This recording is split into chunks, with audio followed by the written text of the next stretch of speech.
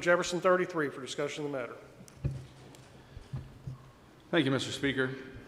My reservations about this bill are well known in this chamber, but I feel compelled to stand up and give just a few remarks. I know that in politics, the surface is what matters, and I know that this bill has been, after all, dubbed the gang bill. It's hard to be against it. It's bad politics to oppose it for sure. And I know this bill is going to pass, and I very well may be the only one on my side of the aisle that votes no.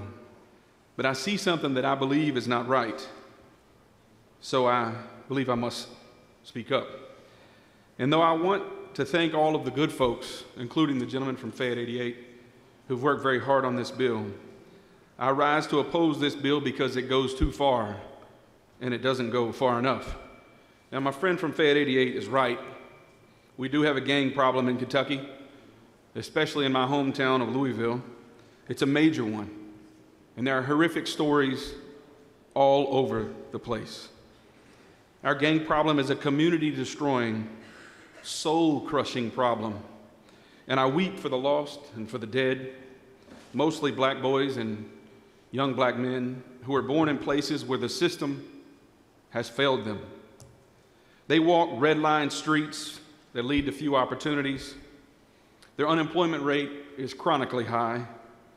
We have failed them.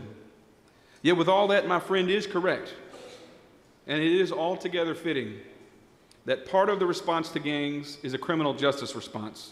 I know that. And I know that if our impoverished areas are to achieve the prosperity that we all want for them, safety is a prerequisite. But while we do need a criminal justice plan, and while there are many good things in this bill goes too far. It goes too far because it removes discretion from judges and from prosecutors. It goes too far because it does not adequately distinguish between the gun wielder and the one who joins because he feels pressured or because he's seeking to belong to something. Now, I'm not excusing that decision, not in the least. But a properly tailored criminal justice bill would better distinguish between the dangerous felon from the misdemeanor. This bill goes too far because it doesn't even allow the opportunity for parole until 85% of the sentence has been served, no matter the underlying facts or circumstances. And it goes too far because it sweeps within its broad net even petty thieves and straps on a double enhancement and a punishing sentence.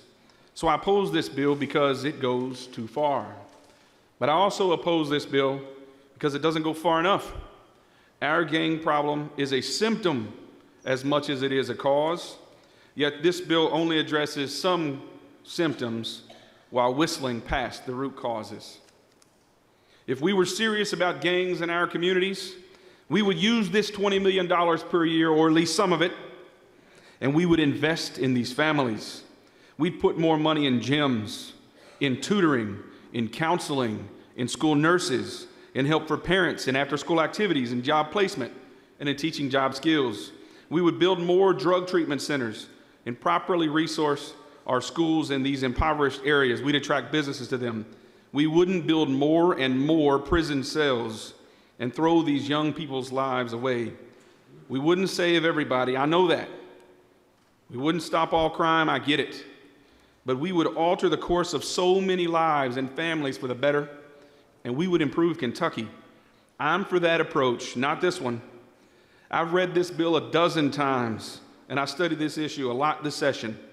And when I think about this bill, I cannot help but believe that this is wrong. We need to address our gang issue, sure we do, but this bill goes too far. Yet at the same time, it doesn't go far enough. I wish we would vote this bill down and come back next session with a plan that goes just far enough. I've said my piece now on this floor twice and in two separate committees. So I'll conclude by quoting someone who gives me tremendous inspiration, Congressman John Lewis. Mr. Speaker, I rise against this bill because it is not right, not fair, not just. Thank you, Mr. Speaker.